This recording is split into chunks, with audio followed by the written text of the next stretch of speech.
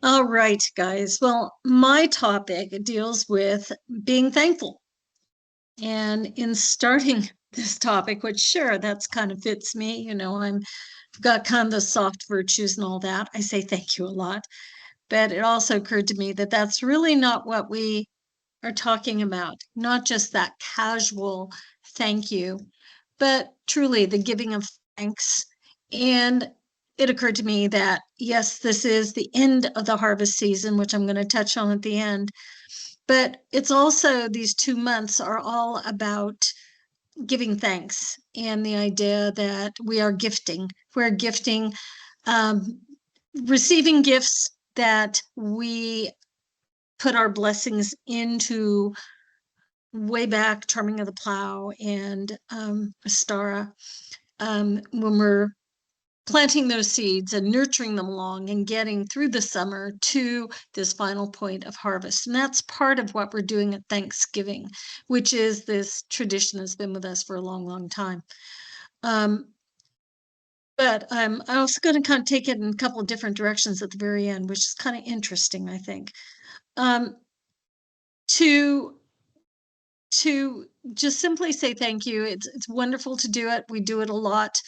But it is so casual in terms of its usage with us. Thanks. Thanks a lot. We have all these things. It is actually, thanks goes back, it's a very old expression. It has Proto-Indo-European roots. It was used in the 14th century in Old English. Means to thank. To thank is a verb, but is also was used as a noun. It has been found in Old Saxon, Old Norse, and Frisian. It's even tied to the word think. I'm not sure if Spawn will agree with this, but that's what I saw. And also the mini or the memory. So that kind of brings forth this idea of thought and memory that we have with Hugin and Munin. And, at this point in my life, many decades, 7 decades, seven score, whatever, I've got a lot of memories, and I am a very sentimental person, grow more so. And I think that's probably something that happens as we grow older. So, memory is incredibly important to me, keeping those memories alive and thanking my life for what it has brought me. And I hope that everybody focuses on the idea that there's plenty to give thanks for. I hear people who really do, as kind of pointed out by Katie, we don't want to go turn negative on things. We want to always be forward seeking and bright and optimistic in how we deal with things. And part of it is just simply stopping to think of those blessings that we have, that we've received, the people we've known, the circumstances that we've had where we have grown strong through them. They may have been tough times, but we got to the other side. We learned strength. And I like to think, and I know my husband says it, these are unique times. These are very unique times. We've been chosen to be here. The Nornir kind of set everything in place for us to arrive at this time. So I want everybody to be thankful for being in this time, in this place, and for the opportunities and the challenges that are before us. And sometimes we can't take joy in it, but when we get through it, we need to be thankful for what it taught us, and that we can help others during the more challenging times. And there's thanks involved in that. It's a give and it's a take. It's a sharing. Um, um, but everybody, from the way the day starts, what you can do, it starts with thanks. Start the day by being thankful for another day here in Midgarth, to be able to do more, as you've probably heard my husband say many times, do more, be more, achieve more, change the world, make it better. And that's in our own hands to do that. It's in our own ability to make that attempt. Whether or not we achieve it, we should at least try to do it. And part of it is being thankful for what we have, but also appreciating the people that we see and helping them feel that they are being blessed and are receiving a good day. Kind of goes back to even our food pantries. I thank them. I thank the people who come because they've made our time worthwhile. Um, they've made us feel that we did matter in their lives, that they are better for having known us. And so it seems kind of silly when we're giving food, but it is an exchange. And the intangible feelings you get from doing that is very, very powerful. And so there are many ways that we can all say thanks and thank you in simple ways in just our daily lives. Of course, doing meal blessings, thanking for the sustenance, for the food that is there before us. Thankful for the connections we have as Asatru, being part of our AFA family. One way that we can be thankful and look at it in kind of a structured way is something that we came up with many years ago, and we called it the connections. We had a little flyer, it was about connections. And my husband described it as the Vitruvian man that was Da Vinci's creation. Shows a man in a circle in a square, and it's supposed to represent balance. But we kind of took that idea and came up with this as a model, and it kind of explains where we in Asatru can see ourselves, our place here in this world, Midgard, where we are right now, and I think would work for any people, any of our ancestors could probably say pretty much the same thing. We think above us is our holy powers, the holy gods of our folk, the Aesir and the Asinir. Below us is the earth itself that we call Midgard, all the life that contains there, watched over by Nerthus, or earth. Behind us is the long line of ancestors, the Disir and Alvar, who still live on in us. You know, they're still, I love that in genealogy to point out that those genes are in us that came from so far back. Before us are the future folk, each blessed child born who can further the destiny of our ancestral lines, of our church, and continuing goodness to the world and what it needs. Again, a balance to the world. And this is something very, very important. To each of us on either side are our current kin, our families, and our friends with whom we support, share, love, and give thanks. And it really shows us as being very balanced in how we approach the world around us, but also how our church gives us that sense of balance where things are well set out and give us structure in our lives. That's what so many people are missing and not having structure. Going back to the idea of Hugin and Munin, from Hugin we learn the processing of our thoughts, from processing our thoughts and experiences of the decisions we made. Why did we do that? We have the ability to learn from our mistakes, to teach others about the pitfalls in lives, and to let them know that it's up to not give up, but to push forward, be stronger, and do our best at being noble folk. In a way, these are saga times, and we're all playing a role here, and we need to be thankful for the opportunity to do that. We are really special people here in this time. All of us are the right people. And I hope that when people have left, that they find their way back, because there is a center, it's like a magnetism, a center of gravity with what we have here in our church. And it is a place of change. It's also a place of calmness and stasis in the middle, where we're in our own bubble, which I love, when everything else is kind of chaotic outside and we have our own bubble. And that's why I feel so wonderful when we're together. We do a wonderful job at keeping the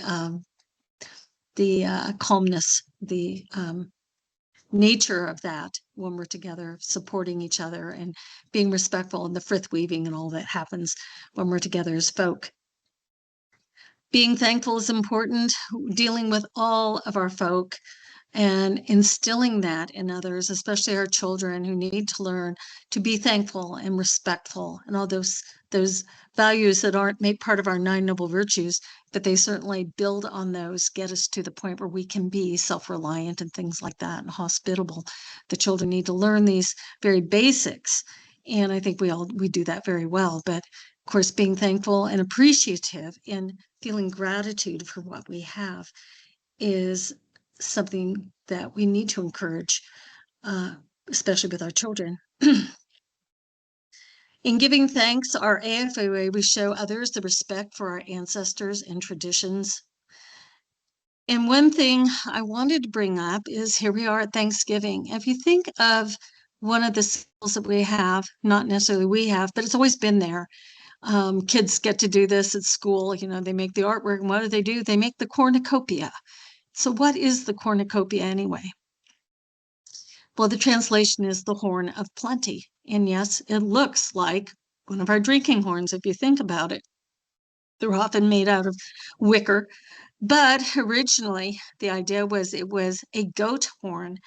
And that story comes from the Greeks. It comes from Zeus, who had a foster mother. He was hidden away from his father, and he was with a foster mother who was a she-goat named Amalthea.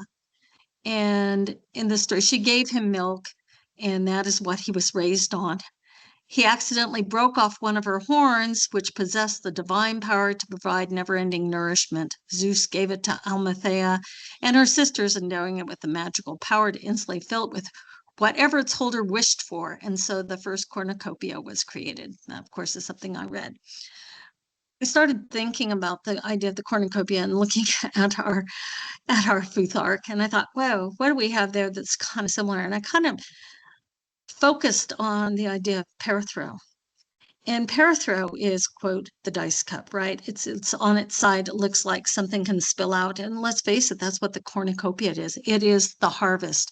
It is all the produce, everything that came out from all that, the fertility of the seasons prior to that, all the male and feminine powers that went into the production of the food, and now the final harvest of the food are in and outflowing through the cornucopia, through the horn of plenty.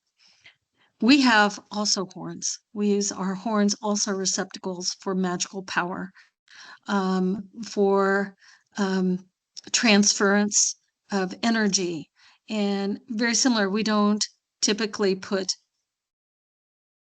fruits and vegetables in. We can put the juices from those, of course. But again, going back not to the horn so much, but the idea of parithro. And I was reading what Thorson says about it. And he says that, I've always thought of parithro as just being that random, totally random rune, or the outcome that comes from just basically more of a weird thing where it is unplanned and you just deal with it, kind of a thing. It's a gift or perhaps a curse. One doesn't really know.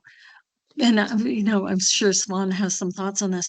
But Thorson reminds us that it actually is based, he calls it the well of weird, the well of earth, and that it is the holder of all those deeds again. The Urlog is the container, is what is inside parithro, that it contains Urlog.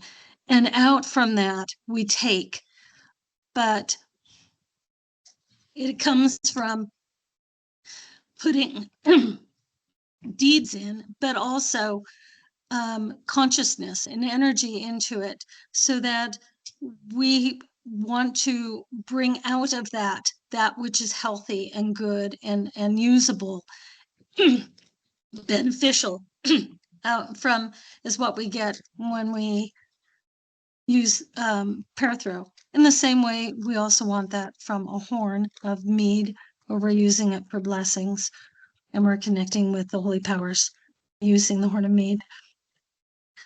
But it is interesting that we also, at this time of year, parithro, we can take from what has been put in there and taking out.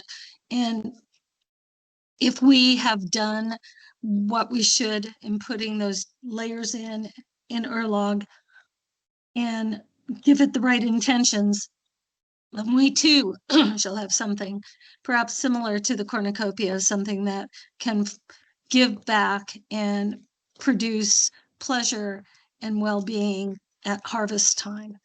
Um, and so I just thought that that was one way of looking at our connection with Thanksgiving in a different way, whether we see the cornucopia as our own horns that we use with our precious mead, or if we can even think of it as pear throw, which really is not so random as I always thought, but that it does have uh, layers and a pattern within it that we can then take from if we have done well. In the same way, you harvest good crops when you have taken care of them and nurtured them properly.